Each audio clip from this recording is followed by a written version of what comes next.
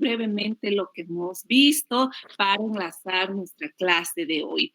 Esta semana específicamente está dedicada a dos temas específicos. Primero, ver el tema de los 4 enfoques desde los derechos humanos que debe utilizar todos los operadores del sistema, es decir, los jueces, los fiscales, por ejemplo, los servidores públicos, la Defensoría de la Niñez, los SLIMs, el CEPDAVI, el CIPCLUB, es decir, todos los servidores, ¿no? Entonces, vamos a repasar y vamos a desarrollar los enfoques, pero además me voy a centrar especialmente el día sábado en ver un tema muy importante con ustedes, luego de haber hecho una reflexión sobre, vamos a ver vamos a hacer además un especial detenimiento en la evolución de la línea jurisprudencial del Tribunal Constitucional en tema de perspectiva de género, ¿no? Entonces vamos a identificar los estándares jurisprudenciales más altos en perspectiva de género y a partir de esos estándares jurisprudenciales más altos en perspectiva de género, pues el sábado vamos a hacer énfasis en los mecanismos de directa justiciabilidad desde el enfoque de los derechos humanos. Concretamente, voy a centrarme en la acción de libertad y en la acción de amparo constitucional analizadas desde los estándares jurisprudenciales más altos, desde el modelo de Estado vigente y desde estas herramientas de derechos humanos que las estamos viendo el día de hoy. Así que con todo esto ya vamos a concluir nuestro contenido, ¿no? Para entonces llegar a esta semana a los enfoques, recordemos nuevamente nuestra caja de herramientas, ¿no? Argumentativas, recordemos todo lo que hemos visto muy rápidamente la anterior semana. Hemos empezado con describir las características de este modelo de Estado constitucional plurinacional de derechos.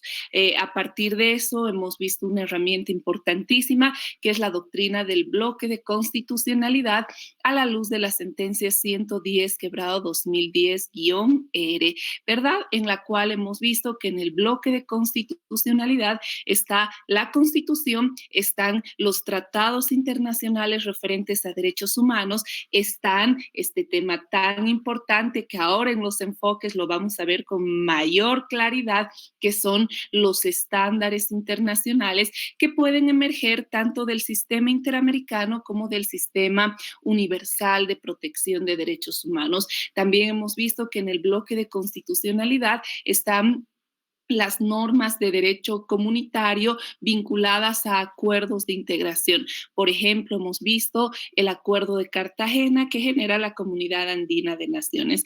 Y finalmente hemos visto los principios y valores de rango constitucional en esa visión del rasgo axiológico del bloque de constitucionalidad. Otra herramienta argumentativa muy importante que hemos visto ha sido el ejercicio del control de convencionalidad. Hemos repasado toda la doctrina del control de convencionalidad. Hemos visto que cuando hay una norma interna que sea contradictoria, cuando exista una laguna, cuando exista una norma que tenga un desarrollo de estándares más bajos que los estándares contenidos en el sistema interamericano o en el sistema universal, ¿qué tiene que hacer el juez o todo servidor público? Tiene que ejercer control de convencionalidad. Para esto hemos repasado toda la saga de jurisprudencia de la Corte Interamericana. Recordarán, hemos visto el caso Almonacid Arellano versus Chile, hemos visto el caso también de trabajadores cesados del Congreso versus Perú, que establece que los jueces deben ejercer control de convencionalidad de oficio.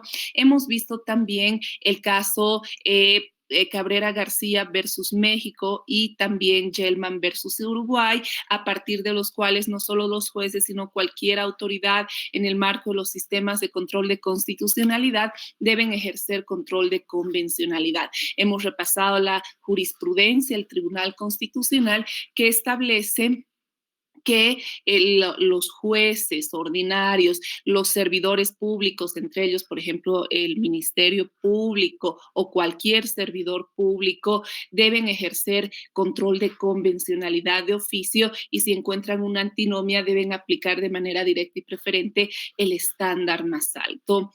También a partir de eso hemos hecho una radiografía del sistema plural de control de constitucionalidad y el sábado hemos visto una herramienta importantísima que son las pautas constitucionalizadas de interpretación, que les decía que es el capítulo neurálgico de este modelo constitucional, porque esa labor de ejercer control de convencionalidad, esa labor de ponderación cuando exista colisión de derechos, el sábado veíamos que tenemos que diferenciar los casos fáciles de los casos difíciles. En los casos difíciles teníamos que ver si es un problema de aplicación directa y preferente de norma o un problema de colisión de derechos que implica la ponderación y la justificación de la decisión a partir del test de proporcionalidad. Entonces, esto es importante y porque la labor de justificación que realicen en este modelo argumentativo no es una labor arbitraria, sino más bien tiene un muro de contención en las propias pautas constitucionalizadas de interpretación de los derechos. Y desde esa visión también hemos visto herramientas que ahora las vamos a empezar a utilizar, como el sistema plural de fuentes jurídicas. Hemos repasado la doctrina del estándar jurisprudencial más alto. Hemos visto sentencias como la 846-2012, que desarrolla la correcta técnica de aplicación e invocación del precedente en vigor. Hemos visto la sentencia 2233-2012, que desarrolla el estándar jurisprudencial más alto. Hemos visto también la sentencia 19-2018-S2. Esta sentencia establece que el estándar más alto no solamente está en la jurisprudencia del Tribunal Constitucional, sino puede estar en cualquier estándar que emerja, ya sea del sistema interamericano con el sistema universal, lo que armoniza la doctrina del estándar más alto con el bloque de constitucionalidad y con esta influencia que tanto estamos viendo en este módulo, que es la influencia del derecho internacional de los derechos humanos. Bien, entonces, con todas estas herramientas, también les decía esto desde el primer día de clases, vamos a empezar con esta visión. Quitemos la venda a la diosa Temis. Y el sábado ya veíamos que nuestro modelo constitucional no plantea la igualdad formal, sino más bien la igualdad material. Ese letrerito que dice en los restaurantes, todos somos iguales ante la ley, no es la finalidad de nuestro modelo constitucional, porque realmente, como vamos a ir viendo y como ustedes mismos, cuando ya vayan analizando los casos que tengan como jueces, como fiscales, como abogados en el ejercicio de la función libre, van a ver que realmente no todos somos iguales y de hecho para el acceso a la justicia vamos a ver con mayor razón que no todos somos iguales. Por lo tanto, las interpretaciones extremadamente formalistas pues más bien llegan a ser, desde esa lógica de la igualdad formal, más bien llegan a ser en muchos casos un obstáculo para el acceso a la justicia. Entonces, pues desde esa lógica de quitemos la venda a la diosa Temis, desde esta lógica de la igualdad no formal, sino de la igualdad material que es necesaria, como vamos a ver a partir de algunos casos importantes, vamos a ver que el derecho internacional de los derechos humanos empieza a utilizar los enfoques. ¿Qué son los enfoques en los derechos humanos? Son métodos no solo del derecho, sino son métodos de las ciencias sociales, son métodos del derecho para que el juez, por ejemplo, pueda realizar flexibilizaciones procesales a la hora de interpretar la prueba, a la hora de asegurar el acceso a la justicia. Entonces, cuando la anterior clase nos preguntábamos, por ejemplo, los derechos son favorables, recuerdan, nos hacíamos la pregunta: ¿favorable a quién? Entre dos partes con igualdad que estén en situación de simetría, de igualdad, no puedo dar favorabilidad porque si no estoy dando un trato discriminatorio y un trato diferenciado arbitrario. ¿Cuándo debo dar favorabilidad? O sea, por ejemplo, ¿cuándo puedo flexibilizar el plazo, como lo he hecho en muchos casos que vamos a ver el Tribunal Constitucional, por ejemplo, en el plazo de los 6 meses del amparo constitucional? Pues no en todos los casos, sino en los casos en los cuales se evidencie desde el caso concreto, desde la particular situación, relaciones de asimetría, porque como hemos dicho, el fundamento de la favorabilidad es la igualdad sustantiva, la igualdad material, y por eso esa igualdad material está contenida en el 14 parágrafo segundo de la Constitución. Entonces, desde el derecho internacional empieza a aplicarse los enfoques, que son los que vamos a ver a partir de esta clase. Y un primer enfoque que empieza a aplicarse es lo que se llama el enfoque diferencial. Y entonces, en el sistema interamericano, nuevamente recordemos que tenemos, Bolivia forma parte del sistema interamericano y del sistema universal de protección de derechos humanos. El sistema universal, como ya hemos visto y también hemos repasado esto el día sábado, empieza con una piedra angular que es la Declaración Universal de los Derechos Humanos. A partir de esta piedra angular, que es la Declaración Universal de los Derechos Humanos, vienen precisamente dos instrumentos internacionales, miren, todavía desde la lógica de los derechos humanos, que es los pactos gemelos. ¿Se acuerdan? Les contaba cuando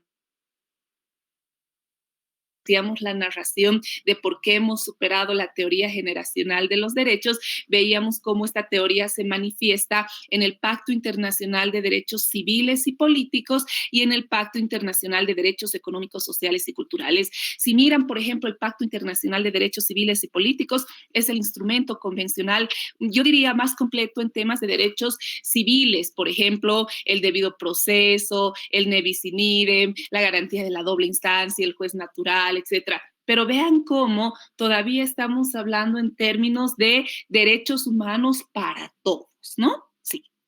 Pero viene el concepto de sí derechos humanos para todos, pero hay sectores que merecen, no pueden ser tratados como todos, sino que merecen una protección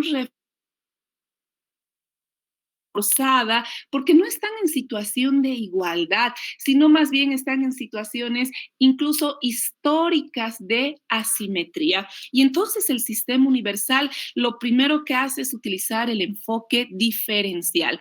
Y eso se manifiesta, esto se evidencia a partir de uno de los primeros grandes instrumentos en derechos humanos con el enfoque diferencial, que es la Convención de Derechos del Niño. Vean, o sea, y aquí la Convención de Derechos del Niño, primero cambia la doctrina hasta ese momento vigente, en virtud de la cual los niños, las niñas, niños, adolescentes eran objeto de protección. Desde una lógica, además, proteccionista del Estado, los niños eran objeto de protección.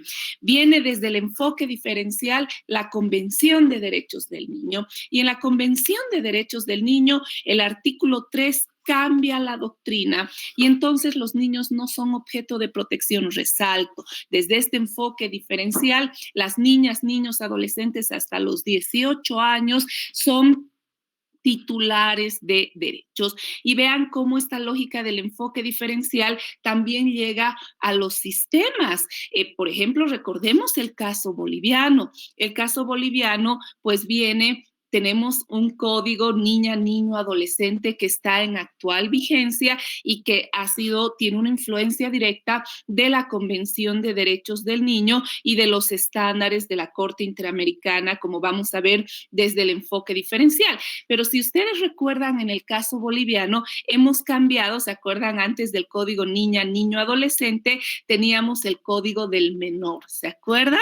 ¿Por qué? Porque desde esta visión del código del menor, menor, pues el niño, niña o adolescente eran objeto de protección. En cambio viene este enfoque diferencial, cambia la doctrina y miren cómo esta doctrina va a incidir en la labor judicial, porque desde esta visión de la Convención de Derechos del Niño, desde este enfoque diferencial en el que se plasma en el derecho internacional de los derechos humanos, pues los niños primero se aplica este principio que ya está contenido en la Declaración de los Derechos del Niño, que es el principio del interés superior de las niñas, niños, adolescentes, o este otro principio tan importante desde el enfoque diferencial como es, por ejemplo, el de autonomía progresiva de la voluntad de las niñas, niños, adolescentes. Eso quiere decir que en cualquier materia, en cualquiera, civil, penal, familiar, en cualquiera, antes de tomar una decisión que pueda afectar a una niña, niño, adolescente y también en miras de su interés superior, ¿qué se tiene que hacer? Debe escucharse la voluntad de la niña, niño, adolescente de acuerdo a la autonomía de su progresividad. Por ejemplo, cuando un juez ordinario está decidiendo el tema de la guarda, tiene que aplicar este principio. ¿Por qué? Porque los niños no son objeto de derechos, son titulares de derechos, y esta visión de la titularidad de derechos emerge de un enfoque diferencial que tiene un hito en la Convención de Derechos del Niño en el sistema universal. Y miren cómo este enfoque diferencial llega también a la Corte Interamericana de Derechos Humanos.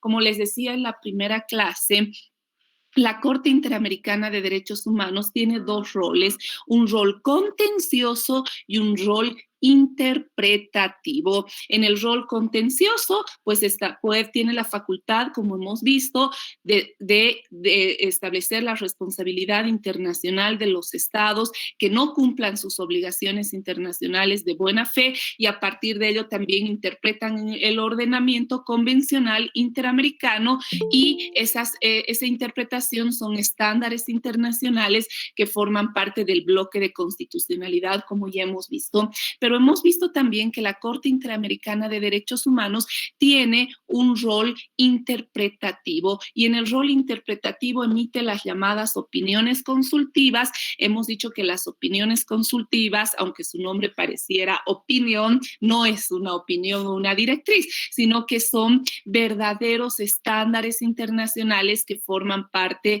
del bloque de constitucionalidad. En este rol interpretativo de la Corte Interamericana de Derechos Humanos, vean cómo también, miren, tenemos la Convención Americana de Derechos Humanos, y la Corte Interamericana aplica para interpretar la Convención Americana de Derechos Humanos el enfoque diferencial, es decir, emite la opinión consultiva 17/02. Les he mandado un texto de debido proceso sustantivo reforzado para niñas, niños, adolescentes. En este texto van a ver cómo se analizan los estándares más altos a la luz de esta opinión consultiva, la 17/02, que además contiene, por ejemplo, en temas de justicia penal juvenil, esa visión. Por eso es que los jóvenes en conflicto con la ley penal no son juzgados por vía que se juzgan los demás delitos penales por vía ordinaria, sino tienen una jurisdicción especial, una protección reforzada, que además el procedimiento está regulado por el Código Niña, Niño, Adolescente, y que también sus derechos están consolidados en esta opinión consultiva 17/02 emitida por la Corte Interamericana, que plasma esto que estamos viendo, este primer enfoque, que es el enfoque diferencial. Entonces, el enfoque diferencial genera que el Estado no mire desde la igualdad formal, sino desde la igualdad sustantiva, y a partir de ello identifique las asimetrías. ¿Para qué?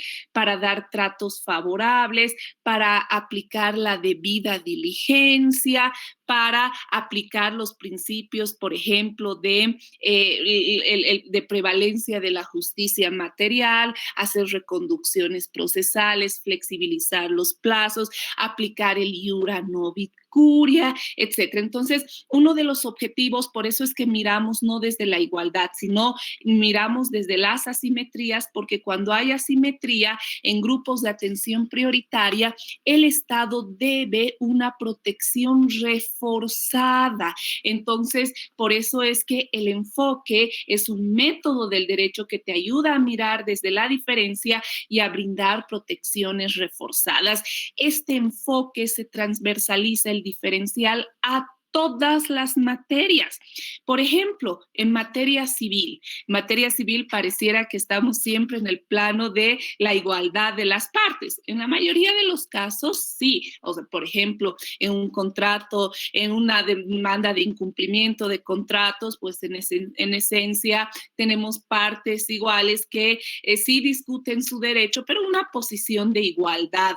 Pero, por ejemplo, imagínense, miren el caso en el cual discutamos una usucapión, que es un modo de adquirir la propiedad en relación a la titularidad de un bien de una niña, niño, adolescente, pues obviamente las reglas del del Código Civil y el procedimiento civil deben ser interpretadas desde un enfoque diferencial para brindar protección reforzada, porque sin duda una niña, niño, adolescente no está en igualdad de condiciones, no está en igualdad material. Por lo tanto, vean cómo este enfoque no es solo para materia penal, es aplicable a cualquiera de las materias y por eso tiene sustento en esta evolución del derecho internacional de los derechos humanos. Entonces, desde este enfoque diferencial, primero encontramos a las niñas, niños, adolescentes. Luego, desde este enfoque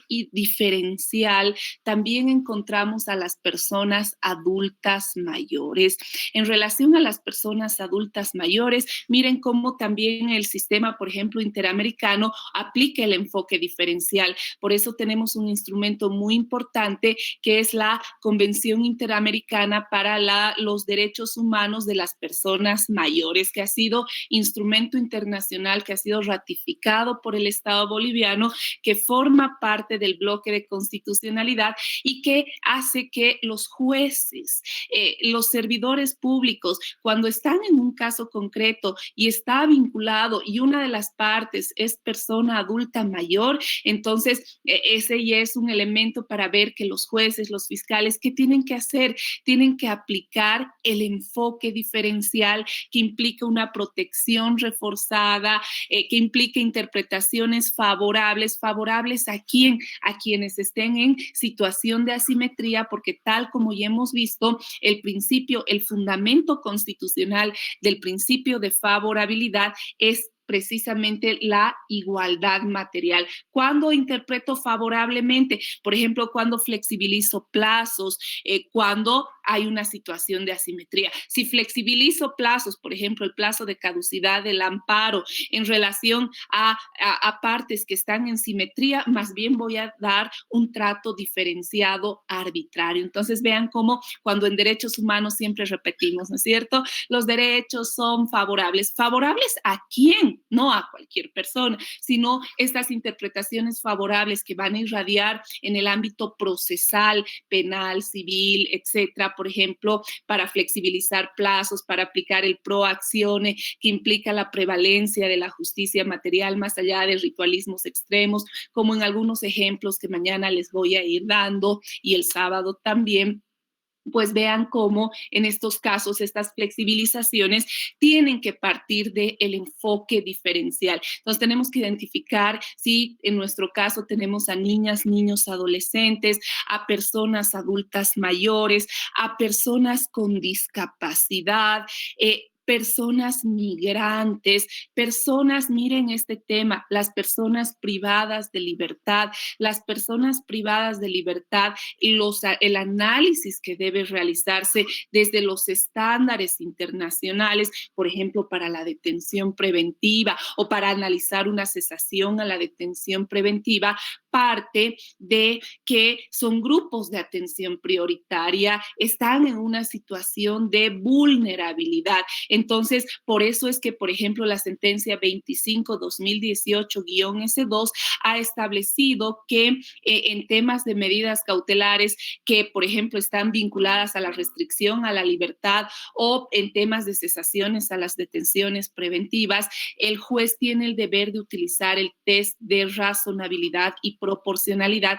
¿Por qué? Porque estamos frente a grupos de atención prioritaria y porque el test es coherente con el artículo 29 de la Convención Americana de Derechos Humanos, que es una pauta de interpretación favorable. ¿Favorable a quién? A estos grupos de atención prioritaria, y por eso vean cómo desde este enfoque partimos del artículo 14, parágrafo segundo de la Constitución boliviana y del 256, que a su vez están en armonía con el 1.1 y el 25 de la Convención Americana de Derechos Humanos en el marco del sistema interamericano. Entonces, vean cómo esta lógica del enfoque diferencial mira no desde la igualdad, sino más bien desde la diferencia, desde la asimetría. ¿Quiénes están en asimetría? Niñas, niños, adolescentes, personas adultas mayores, personas que estén privadas de libertad, migrantes o cualquier persona que puede estar en situación de vulnerabilidad. Por ejemplo, el Tribunal Constitucional en el tema de la garantía de estabilidad laboral y establecido en una interpretación justamente aplicable, aplicando un enfoque diferencial y un enfoque interseccional que enseguida vamos a ver. Por ejemplo, establecido que las personas que están con una enfermedad terminal, por ejemplo, con cáncer, están pues en una situación de vulnerabilidad. No necesitan, por ejemplo, un carnet de discapacidad ni ninguna formalidad. O sea, estas personas tienen estabilidad laboral y tienen una protección reforzada. Entonces, vean cómo y esta protección reforzada incluso se extiende en el ámbito de servidores públicos, tal como lo estableció el Tribunal Constitucional, incluso se extiende a servidores provisorios. Entonces, vean cómo el estatuto este es un típico caso en el cual el estatuto del funcionario público que establece aparentemente una permisión de desvinculación para los servidores provisorios. Vean cómo desde la interpretación del Tribunal Constitucional, desde una interpretación con enfoque diferencial, tiene un límite porque todos los servidores provisorios hay servidores provisorios que están en una situación de vulnerabilidad. Entonces, en relación a ellos, por ejemplo, a partir de una enfermedad terminal, pues estos servidores, en una interpretación de la ley conforme al bloque y de acuerdo a los estándares, tienen garantía de inamovilidad funcionaria. Claro, alguien podría decir, pero a ver, o sea, este Tribunal Constitucional está vulnerando la igualdad formal, está vulnerando la ley, está cometiendo prevaricato, porque el estatuto del funcionario público establece claramente que pueden ser desvinculados los servidores provisorios y que la estabilidad es solo para servidores de carrera. Entonces, aquí vean por eso cómo la labor de interpretación puede implicar ir más allá de la ley, incluso jurisprudencialmente ponerle límites a la ley, precisamente en una interpretación conforme al bloque que además esté influenciada por los enfoques. Entonces, vean cómo lo que hace el enfoque es identificar una situación de vulnerabilidad, como las personas que están, por ejemplo, con cáncer y que son servidores provisorios. Y aunque sean servidores provisorios, tienen estabilidad laboral. ¿Por qué? No, porque están en una situación de vulnerabilidad y debe darse hacia ellos interpretaciones no restrictivas, ni siquiera limitadas al tenor literal de la ley, sino interpretaciones extensivas que aseguren la igualdad material y que además aseguren el ejercicio pleno de derechos, porque la estabilidad laboral en estos casos está muy vinculada a la vida digna, incluso a la salud, etcétera. Entonces, vean cómo por eso cuando en Bolivia hay una postura muy polarizada, ¿no? Hay una parte de los juristas todavía muy conservadores en materia constitucional, siempre vinculados a la ley, a limitar lo menos posible esos roles de interpretación del Tribunal Constitucional a título de seguridad jurídica, etcétera. Y ya vemos la otra visión de constitucionalistas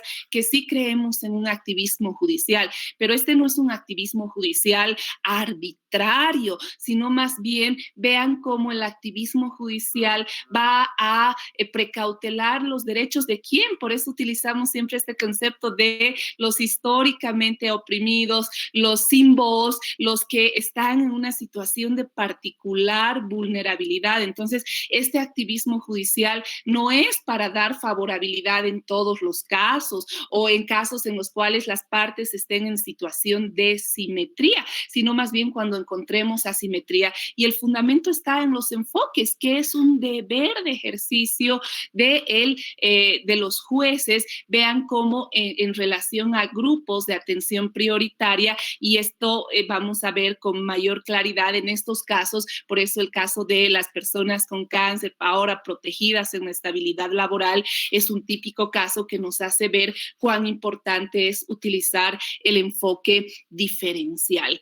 Pero aparte del enfoque diferencial, tenemos un segundo enfoque que también lo vamos a ver, y lo vamos a ver a la luz de los casos y a la luz de la jurisprudencia. ¿Se han dado cuenta cómo desde los enfoques, cuando la diosa Temis se quita la venda, no mira solo la norma aplicable a todos? Vean cómo este método del derecho hace que miremos el caso, hace que miremos a las personas, hace que miremos la condición particular de las personas, y un poco metafóricamente ustedes verán este tema. Recién he publicado un artículo justamente con la Konrad Adenauer, donde se critica el tema de las todopoderosas togas negras, ¿no? A partir de un relato, de una narración, que el sábado vamos a ver este tipo de casos, por ejemplo, en el tema de la legítima defensa diferida en materia penal, la doble condena y las todopoderosas togas negras de la justicia. Les voy a mandar este artículo. Entonces, aquí en esta visión gráfica, cuando vemos las todopoderosas togas negras, vemos esa justicia que condena, por ejemplo, a una mujer víctima de violencia en razón de género sin considerar esta situación. En Sucre tenemos un caso dramático a partir del cual una mujer que fue años víctima de violencia psicológica, física y sexual, en un momento dado, pues,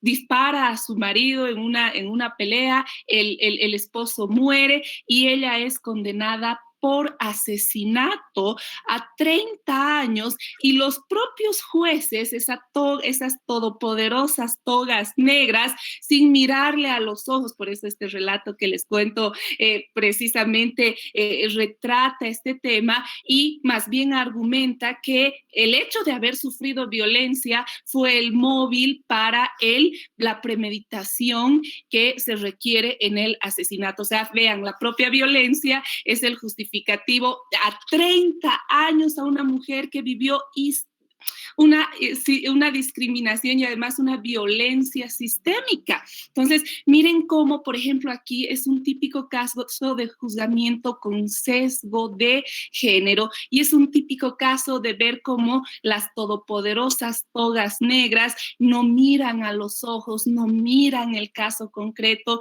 no utilizan el enfoque diferencial, el enfoque de género, el enfoque de interseccionalidad y el enfoque de interculturalidad, que enseguida les voy a explicar y que vamos a ver en estas clases.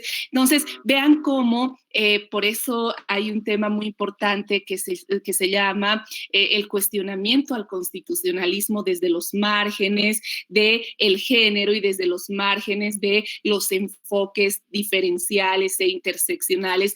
¿Por qué? Porque el constitucionalismo siempre ha estado basado, ha tenido una construcción, y eso lo vamos a ver mañana cuando veamos el tema de género ha tenido una construcción siempre basada en la igualdad formal, ¿no? En la ley se aplica a todos, ¿no? Por ejemplo, el asesinato se aplica a todos. No importa que esta mujer haya sufrido sistémica violencia y que el Estado no le haya dado una respuesta en el marco de la debida diligencia. No, no importa.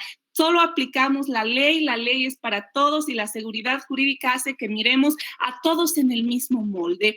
En cambio, vean cómo desde los márgenes del género, desde esta perspectiva de la desigualdad y desde la igualdad material, pues viene un cuestionamiento profundo a los sistemas jurídicos. Por eso, este activismo judicial que se propugna desde los enfoques plantea un activismo emancipatorio y esa emancipación se tiene que dar también en la incidencia, no solo en la ley sustantiva, también en la ley procesal, porque muchas veces estas asimetrías van a generar obstáculos, barreras en el acceso a la justicia y para eso está ese juez que por supuesto debe asegurar la voluntad mayoritaria en la ley, pero hay casos en los cuales debe proteger reforzadamente a quienes estén en situación de vulnerabilidad.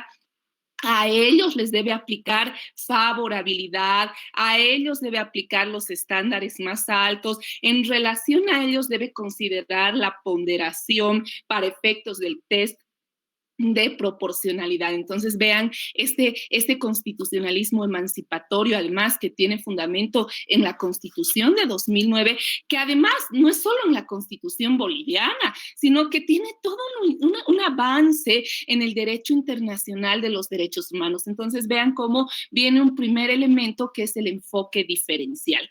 Y el segundo enfoque que les decía, por eso les invocaba el tema de las togas negras todopoderosas, que juzgan sin entender las condiciones, las históricas relaciones de asimetría que existen, es el tema del enfoque de género, que es un método del derecho, pero no solamente el enfoque de género es un método del derecho, es un método de todas las ciencias sociales. Por ejemplo, los SLIMs, los equipos multidisciplinarios, cuando tienen que hacer un informe biopsicosocial, pues tienen que hacerlo desde qué visión, desde el enfoque de género.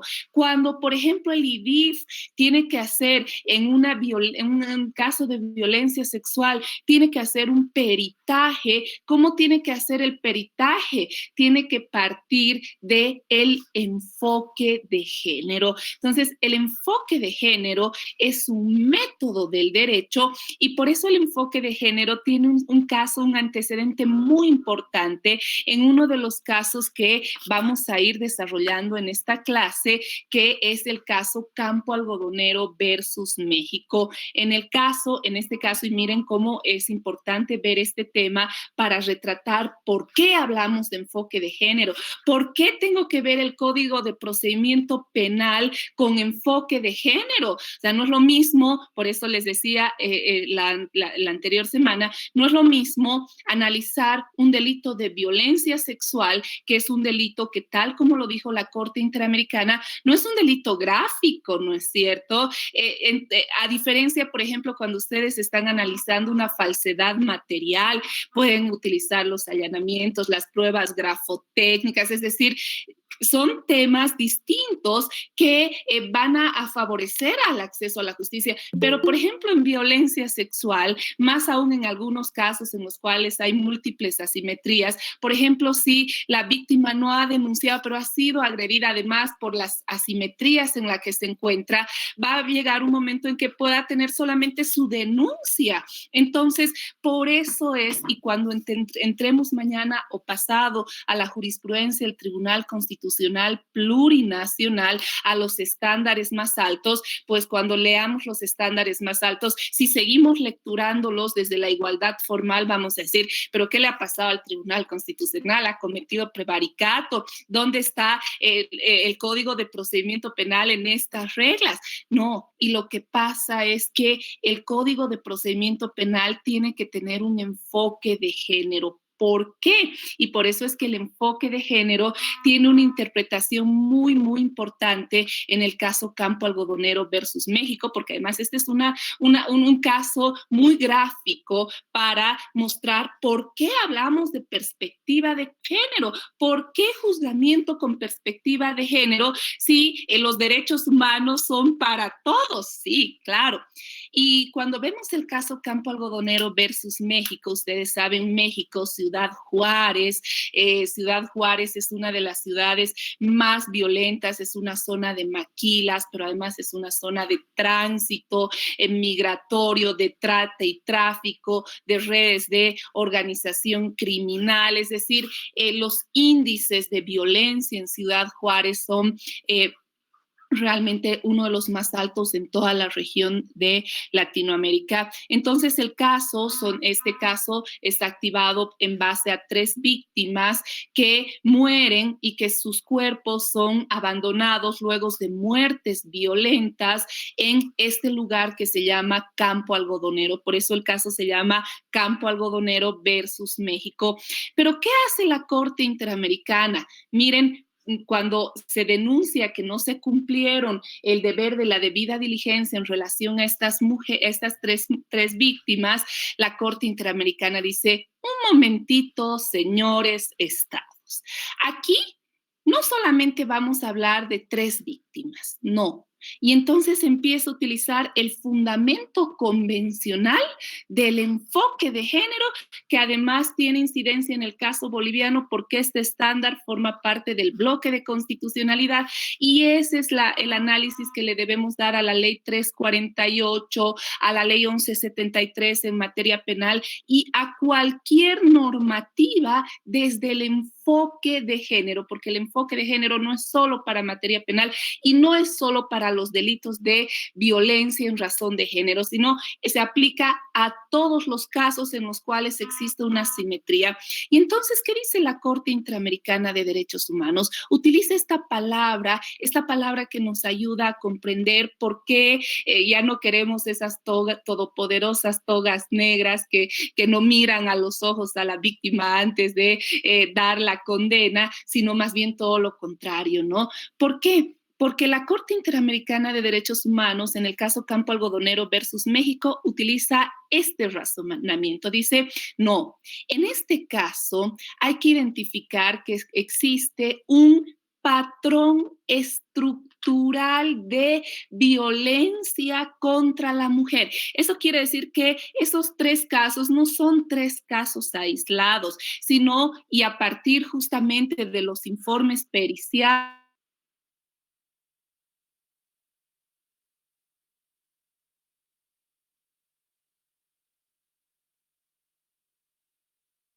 que miles de mujeres murieron, pero como consecuencia de muertes violentas. Entonces ahí la primera observación, miren cómo la primera observación desde la perspectiva de género, no puede invisibilizarse la muerte violenta bajo un patrón estructural de violencia en el tipo penal del asesinato, sino que tenemos que tener un tipo penal específico del feminicidio que responde a una perspectiva de género y a este patrón estructural de violencia. Entonces, el patrón estructural de violencia es el elemento que desde la justicia material, desde el principio de igualdad material, hace que los jueces juzguen no desde la igualdad formal, sino desde las relaciones históricas de asimetría que se han generado y que para las mujeres puede implicar fuertes obstáculos al acceso a la justicia. Entonces, estamos hablando de que hay un enfoque de género en sociedades históricamente desiguales por temas de género, que mañana vamos a ir entendiendo qué es el género, etcétera. Entonces, claro, solo a manera de datos para que veamos por qué es tan importante ver, por ejemplo, el procedimiento penal desde el enfoque de género y no desde la igualdad material, porque, claro, me podrían decir, pero a ver, ¿cómo vamos a decir que somos sociedades iguales si las leyes garantizan los derechos a todos, a los hombres, a las mujeres? Sí, pero vamos a ver cómo el derecho no se puede limitar solo a la lectura de la ley formal, sino que tenemos que hacer un análisis también sociológico. Vean cómo en género aplicamos el tema de otros métodos del derecho como la sociología jurídica, la antropología jurídica, porque aquí viene toda esta visión de la transdisciplinariedad. Y entonces, si hacemos un análisis histórico, voy a volver a este tema, pero sí lo voy a contar muy rapidito, vamos a ver cómo nació Bolivia. ¿Se acuerdan? Bolivia nace en 1826, la República de Bolivia nace en 1826. ¿Quiénes eran ciudadanos en la República de Bolivia desde la lectura y desde el mandato de la Constitución? Eran ciudadanos los varones, los hombres, eran ciudadanos, además tenían para la ciudadanía y para ejercer, por ejemplo, sus derechos civiles, tenían que saber leer y escribir y tenían que tener una profesión u oficio que no implique una servidumbre.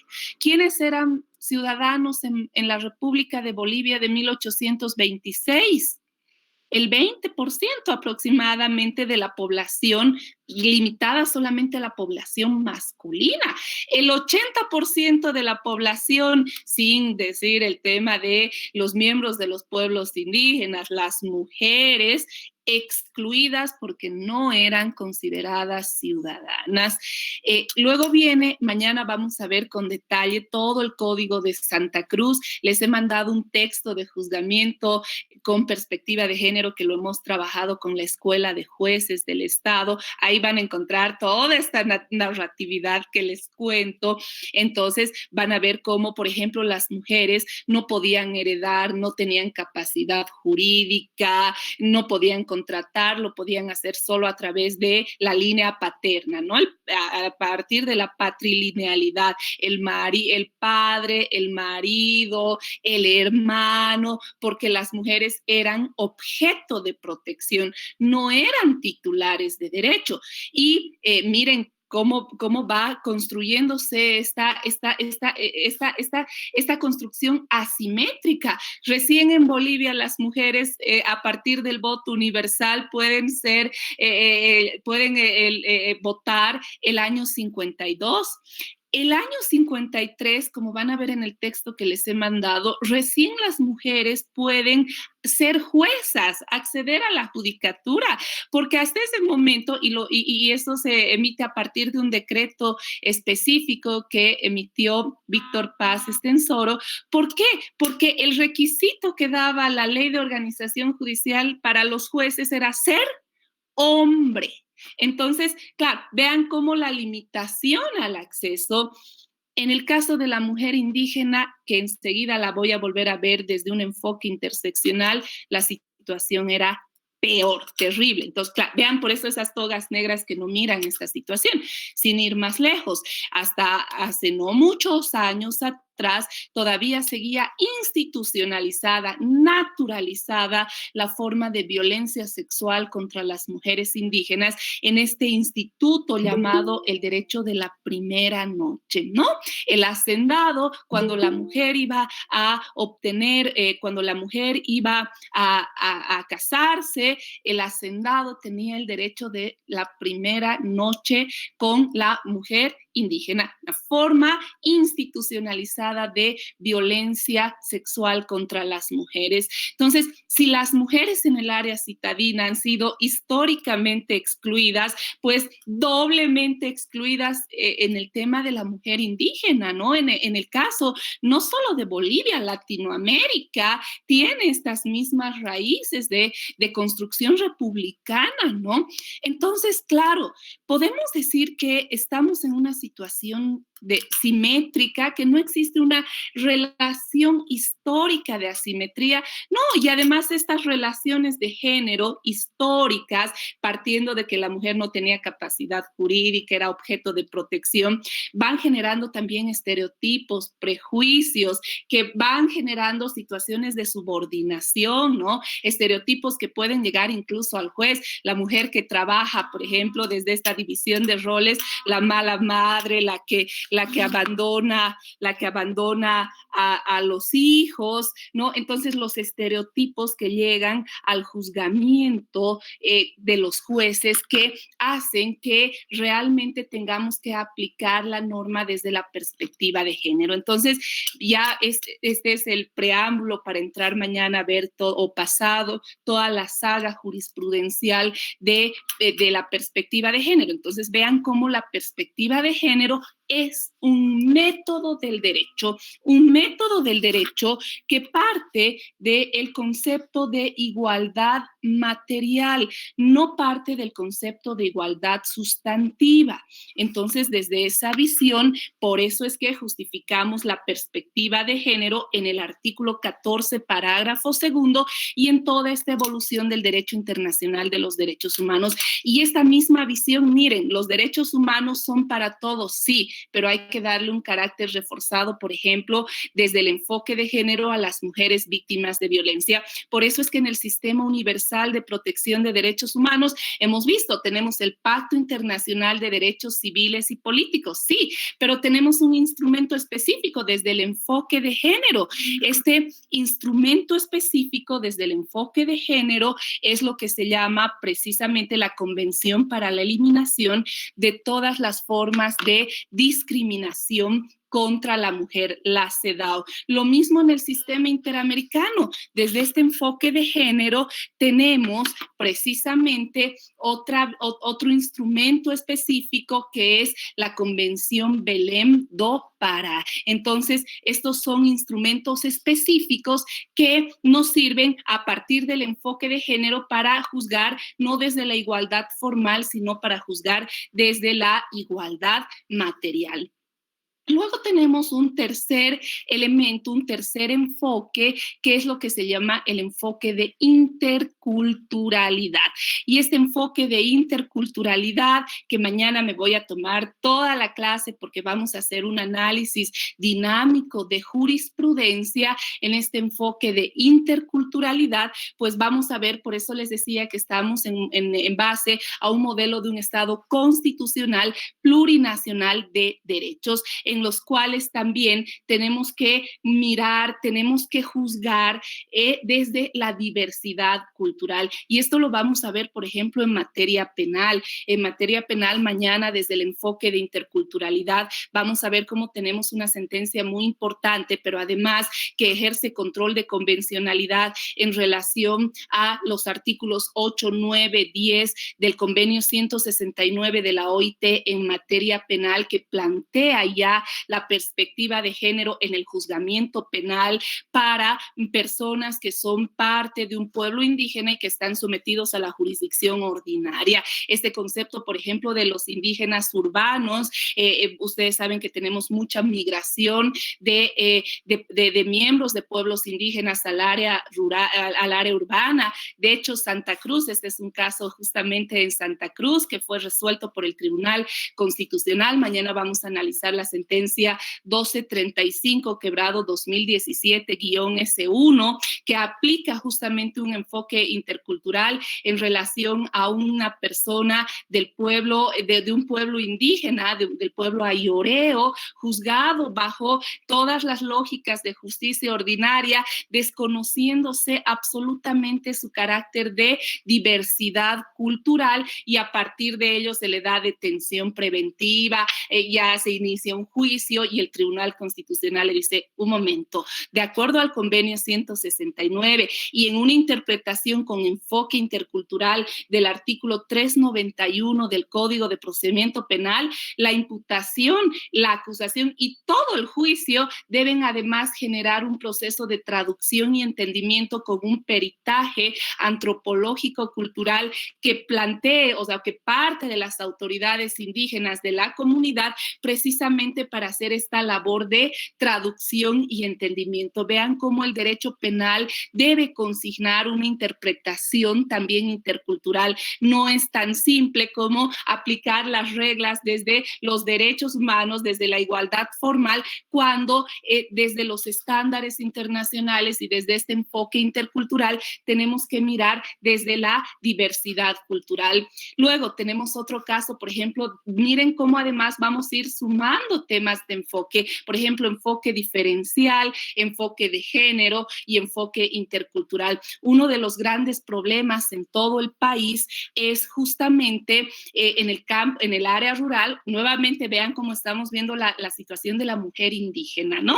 La mujer indígena siempre invisibilizada por las todopoderosas togas negras, ¿no? Entonces, por ejemplo, en todo el país todavía se viene aplicando una lógica de tenencia de la tierra patrilineal. Por ejemplo, en la Clínica Jurídica de Derechos Humanos que tenemos el caso de una mujer indígena adulta mayor que además apenas si sabe leer y escribir, y cuando viene la titulación colectiva de tierras, vean por eso el planteamiento de no mirar desde la igualdad formal, viene el saneamiento de tierras, pues en el saneamiento de tierras en muchas comunidades que todavía son patrilineales, las autoridades del INRA se reúnen ¿con quiénes? Con las autoridades de la comunidad, que por lo general son todos hombres, porque a veces esa lógica del chachahuarni, por ejemplo, en tierras altas, es una lógica simbólica, pero en la realidad vemos que vivimos en sociedades profundamente patriarcales. Entonces, en este caso, por ejemplo, se hace el deslinde de los terrenos y como se hace firmar a todas las mujeres, además reunidas en la comunidad, porque los roles de género son esos. Entonces, por ejemplo, esta mujer se le hace firmar un documento en el cual consiente que la parte de su parcela pasa ni siquiera a su hermana, sino al marido de su hermana. Entonces, cuando este caso llega, por ejemplo, al INRA, vean cómo el INRA nuevamente tiene la venda, y cuando va a control jurisdiccional ante el Tribunal Agroambiental, vean cómo el juzgamiento no parte de una igualdad material, sino de una igualdad formal, y el argumento es, no, pero aquí está la firma. Claro, la firma sí, pero si vemos el tema desde la verdad material, aplicando un enfoque de interculturalidad, entendiendo cómo son los procedimientos en el área rural, entendiendo el enfoque de, además de que ella es mujer indígena, de que apenas sabe leer, o sea, entendiendo cómo son las prácticas culturales discriminatorias para la mujer indígena, pues ahí hay un típico caso de colisión de derechos entre verdad formal, el documento firmado, y verdad material. Es un típico caso no de aplicación de la subsunción y de valoración de prueba desde la tasa legal, es un típico caso, miren cómo es un típico caso de ponderación de derechos por haber colisión entre verdad formal y verdad material. Y en este caso, ¿qué tiene que haber? Tiene que haber una ponderación, y esa ponderación debe ser sometida al test de proporcionalidad desde un enfoque intercultural, porque el enfoque intercultural no tiene que ir a mirar las prácticas desde la homogeneidad, sino desde la diversidad cultural para asegurar así la justicia material. Vean entonces cómo hemos hablado del enfoque diferencial, hemos hablado del enfoque de género, hemos hablado del enfoque de interculturalidad. Y finalmente, desde esta lógica de los derechos, tenemos otro gran enfoque importantísimo que se llama el enfoque de interseccionalidad. El enfoque de interseccionalidad primero ha sido desarrollado por el Comité de la CEDAW y luego ha tenido un gran desarrollo jurisprudencial en la Corte Interamericana de Derechos Humanos en todas las sentencias en tema de género que las vamos también a ir viendo. Uno de los casos, un caso muy famoso ante la Corte Interamericana de Derechos Humanos, a partir del cual la Corte utiliza esto que vamos a ver ahora, que se llama el enfoque interseccional. Este caso es el caso Inés Fernández Ortega versus México. Y entonces, les voy a contar muy rápidamente este caso para no excederme del tiempo de nuestras clases. Pues en este caso, Inés Fernández Ortega, este es otro caso emblemático de la Corte Interamericana de Derechos Humanos. Creo que ya les conté, no recuerdo si les conté, pero lo hago muy rápidamente. Inés Fernández Ortega versus México. Inés Fernández era una mujer indígena que además estaba en una zona militarizada rural en México. Entonces, Inés Fernández Ortega es víctima en su casa de violencia sexual por más de 3 miembros del ejército mexicano. Además, estamos hablando de una violencia sexual múltiple, ¿no? Entonces, cuando Inés Fernández denuncia la violencia sexual, primero en una comunidad, como decimos, en el ámbito de las comunidades indígenas, también rige una visión absolutamente patrilineal, ¿no? Entonces, primero, condenada por la propia comunidad. Cuando pretende un certificado médico, el temor reverencial del médico pues tiene obstáculos para acceder a la certificación médica. Cuando al final llega a hacer la denuncia, ya pasaron aproximadamente 2 semanas del acto de violencia sexual que sufre Inés Fernández Ortega, llega a la denuncia y ¿qué le dice el Ministerio Público Mexicano? Le dice, ¿sabe qué? O sea, usted, ¿cómo va a probar que ha sido víctima de violencia sexual? Pruebe. ¿Y qué tenía Inés Fernández Ortega? Lo único que tenía era su declaración, porque había tenido obstáculos en un escenario, además de temor reverencial al ejército, en un escenario de patrilinealidad, además de la doble condena a la mujer que, aparte de ser víctima de violencias sexuales, condenada por los estereotipos, por la propia comunidad, por su propia familia. Entonces, ¿qué hace el Estado mexicano? Rechaza la denuncia de Inés Fernández Ortega porque no había ninguna prueba más que su declaración. Agotada la vía interna, el caso va a la Corte, al sistema interamericano, llega a la Corte Interamericana y la Corte Interamericana, para desarrollar este tema que lo vamos a ver en materia penal, que es el valor de la declaración de la víctima, que aplica desde el método de los derechos humanos, aplica el enfoque de interseccionalidad, que se llama también el enfoque de discriminación múltiple. Entonces, ¿qué hace la Corte? Dice, a ver, señor Estado mexicano, en este caso, Inés Fernández, mujer, indígena, en una zona militarizada, con escasos recursos, además, para acceder, por ejemplo, a médicos privados, para acceder a la justicia, en una zona alejada. O sea, el exigirle que ella pruebe, porque solo tenía su denuncia, es pues darle, es una negativa absoluta al acceso a la justicia, porque no está en una igualdad formal. No es lo mismo que una falsedad material en una zona citadina en la cual la víctima pueda hacer la denuncia. No es lo mismo, ¿no es cierto? Entonces, al no ser lo mismo, no podemos juzgar desde las reglas de los derechos humanos, sino debemos darle una protección reforzada. Y por eso es que en este caso, en Inés Fernández Ortega versus México, la Corte dijo para todos los estados, señores estados, la declaración de la víctima es el elemento suficiente para que desde la debida diligencia el Ministerio Público inicie de oficio la investigación. Y en ese inicio de oficio la investigación, pues a partir de eso, solo con la denuncia es el ministerio el que debe hacer desde una tutela reforzada toda la recolección probatoria y no debe exigirle para el inicio de la investigación ninguna prueba, ni siquiera pruebas médicas, absolutamente nada. Entonces, vean cómo este estándar emerge de la aplicación de un enfoque de interseccionalidad.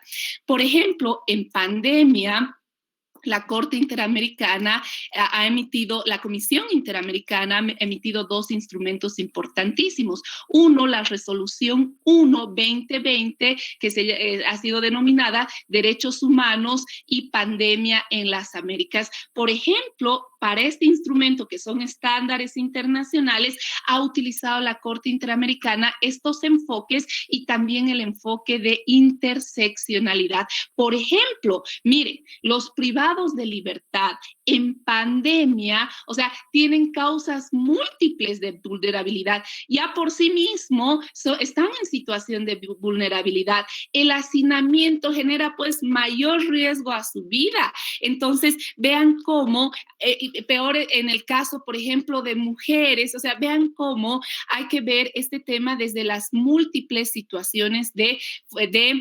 discriminación y de desigualdad. Entonces, por ejemplo, cuando se pida en aplicación de la ley 18, ustedes saben que la ley 1173, por ejemplo, ha establecido, ha disciplinado la figura de la libertad condicional. O sea, cuando se haya cumplido la mitad de la pena más uno y va dando otras condiciones, por ejemplo, para que se pueda aplicar una libertad condicional. Entonces, cuando se interpreta, por ejemplo, la ley 1173, se tiene que identificar desde el enfoque interseccional las situaciones múltiples de discriminación y, por ejemplo, pues a partir de eso se tiene que flexibilizar ritualismos o presupuestos o formalidades extremas para la valoración de la prueba, para el acceso a la justicia. O sea, por ejemplo, si se pide que sea el juez el que ordene, por ejemplo, una certificación médica, no puede decir el juez, no, que sea la parte procesal tiene la carga de la prueba. O sea, imagínense cómo esa decisión carece de sesgo de género, de sesgo de tiene un sesgo de interseccionalidad.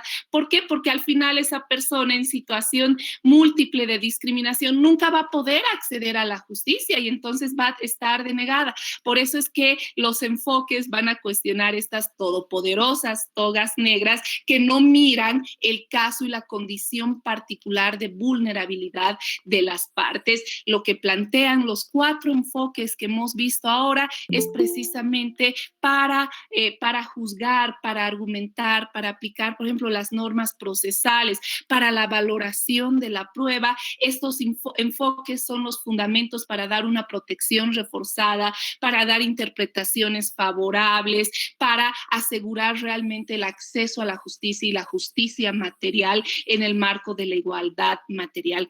¿Estará cometiendo prevaricato un juez cuando, por ejemplo, dé un trato favorable? No, y vean cómo aquí vamos a cuestionar hasta el fundamento del prevaricato. Vean que el prevaricato es un tipo penal que emerge de un estado monista en el cual la Constitución tenía un valor formal y el juez estaba sometido, sí, ¿a qué? A la ley. En el contexto del tránsito del Estado, el juez no está sometido exclusivamente al tenor de la ley, sino debe darle a la ley un sentido conforme al bloque porque así lo establece la propia Constitución. ¿Cuándo cometerá prevaricato? Cometerá prevaricato un juez justamente cuando se aparte de la Constitución, de la ley y por ende de la Constitución y no justifique su decisión en las pautas constitucionalizadas de interpretación de los derechos. Por eso es que es tan importante desarrollar toda esta visión de argumentación jurídica y si es que se quiere aplicar, por ejemplo, un prevaricato por haberse apartado de la ley, pero ese apartamiento responde al bloque de constitucionalidad, entonces si la interpretación del prevaricato va a ser la ley, este tipo penal definitivamente es inconstitucional porque es la propia Constitución la que permite al juez apartarse de la ley, sí, pero no un apartamiento arbitrario, sino sujeto a las pautas constitucionalizadas de interpretación de derechos y el 14.2, como habíamos visto el sábado, es una pauta constitucionalizada de interpretación de derechos y esta pauta constitucionalizada de interpretación de derechos pues implica justamente aplicar los enfoques en derechos que hemos visto hoy en la mañana. Bueno, hasta este punto, no sé si alguien tiene alguna pregunta.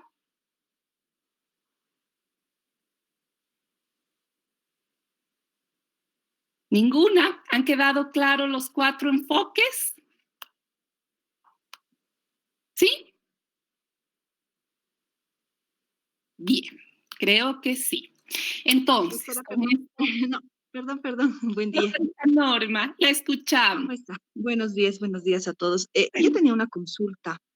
Si bien es cierto que para iniciar una acción penal, cuando se trata de delitos de violencia sexual, basta, eh, por lo menos para iniciar la investigación, con la declaración de la denuncia de la víctima. ¿Qué pasa si después la víctima en el trayecto de la investigación, porque eso es lo que usualmente sucede, ¿no? La víctima desiste y ya no se puede hacer ningún otro acto investigativo con ella? ¿Cómo actuaría, cómo deberíamos actuar, qué deberíamos solicitar?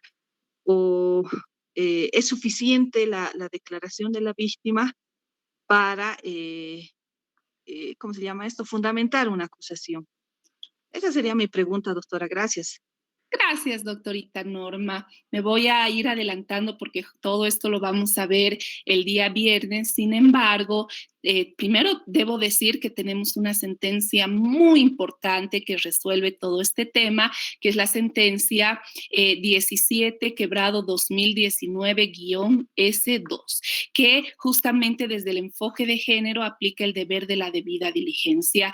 Eso quiere decir que con la denuncia de la víctima, el Ministerio Público inicia de oficio la investigación y aunque la víctima abandone, no estamos hablando de el principio dispositivo que se aplica, por ejemplo, en materia civil, que el juez solo puede hacer lo que las partes le piden, no, sino que se debe dar una protección reforzada. Eso quiere decir que el Ministerio Público debe recolectar a partir de la declaración, debe recolectar toda la prueba y la prueba implica ordenar peritajes, no a la víctima porque eso implicaría una revictimización, más bien tiene los peritajes, por ejemplo, con el enfoque de género, como vamos a ver, tienen que abocarse en el presunto agresor, en todo su entorno, es decir, por ejemplo, ver el perfil, o sea, ir recogiendo elementos probatorios, pero ¿quién? El Ministerio Público. Por eso es que la sentencia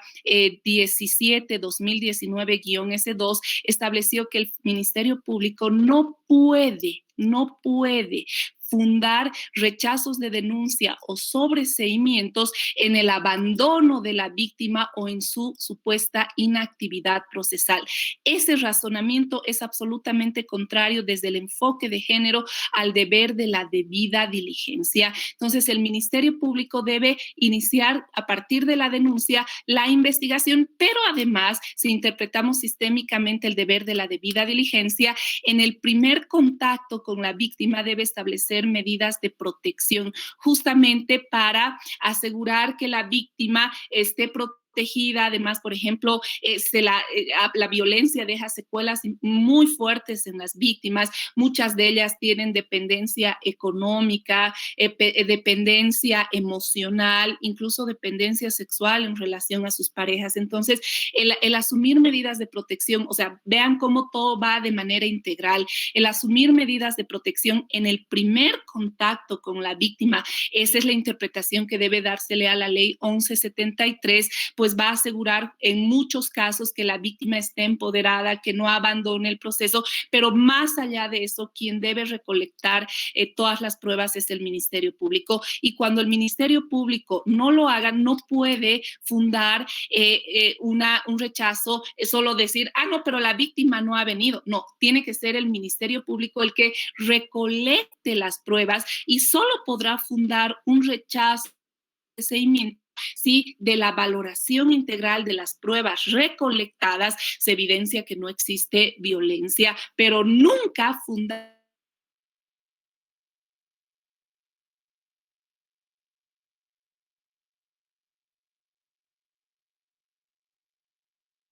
una herramienta importantísima que no necesita ni siquiera agotar la vía interna, que es la acción de libertad. En la acción de libertad, de acuerdo a la sentencia 19-2018-S2, tutela cualquier acto u omisión que implique vulneración de las reglas del deber de la debida diligencia, tal como todo este tema, además lo vamos a volver a ver con todo el análisis dinámico de jurisprudencia del Tribunal Constitucional Plurinacional, que parte de este enfoque de género. Sí, no sé si has respondido a su pregunta, doctorita Norma.